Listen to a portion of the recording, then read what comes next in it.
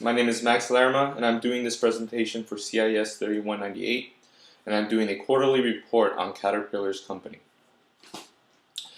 With growth in mining, strong replacement demand for products in the United States, and a continued focus on cost management, Caterpillar has delivered a record profit per share of $2.37 in the first quarter of 2012.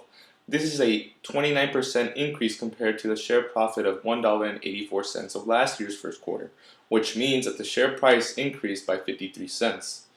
First quarter 2012 sales and revenues of $15.98 billion were up by 23% from $12.94 billion in the first quarter of last year.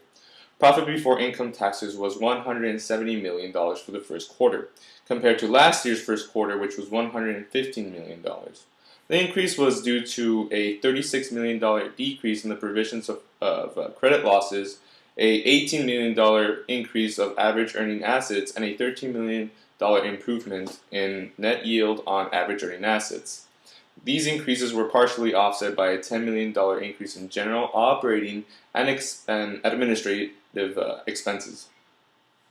The improvement of total sales and revenue was a result of sales volumes, acquisitions, and sales realization. Sales volume improved by $1.56 billion as sales for both new equipment and aftermarket parts increased. Sales volume increased in nearly all segments and regions except for Latin America. Growth in the global economy improved demand for most commodities, and while the prices for metals and coal were down, commodity prices remained attractive for investors. This was positive for mining in most regions of the world.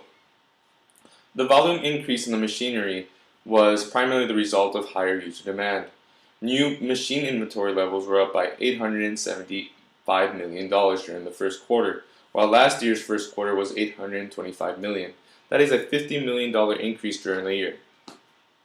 While sales of the construction equipment were down in China and Brazil, Caterpillar was still able to offset those losses by focusing on the developed market. In developed countries, despite a weak but improving level of construction activity, sales increased as a result of customers upgrading machine fleets by replacing older equipment, and dealers refreshing equipment in their rental fleets. Sales of the company's rail products and services, including locomotives, increased due to higher demand, while worldwide demand for energy at prices that encouraged continued investments, which resulted in a higher sales of engines and petroleum applications. Operating profit for the first quarter of 2012 was $2.32 billion, compared to $1.83 billion for the first quarter of 2011. As said before, the increase was primarily the result of higher sales volume and price realization. The improvements were partially offset by higher manufacturing costs and increased SG&A and R&D expenses. Manufacturing costs were up by $268 million due to higher period costs related to productions, volume, and capacity expansion programs. Caterpillar's worldwide full-time employment was 127,238 at the end of the first quarter, while last year's first quarter it was 105,394.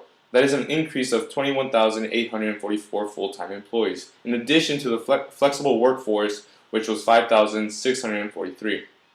Caterpillar has increased the profit outlook for 2012. While maintaining the sales and revenue outlook in the range of $68 to $72 billion, the overall outlook range for the sales and revenue was not changed. Better growth than initially expected in North America is now expected to offset the sales and revenues in China and Brazil. The outlook for profit per share is now expected to be $9.50, where it was previously concluded to be $9.25. That pretty much wraps up the first quarter of Caterpillar's company of 2012, and thank you for your time.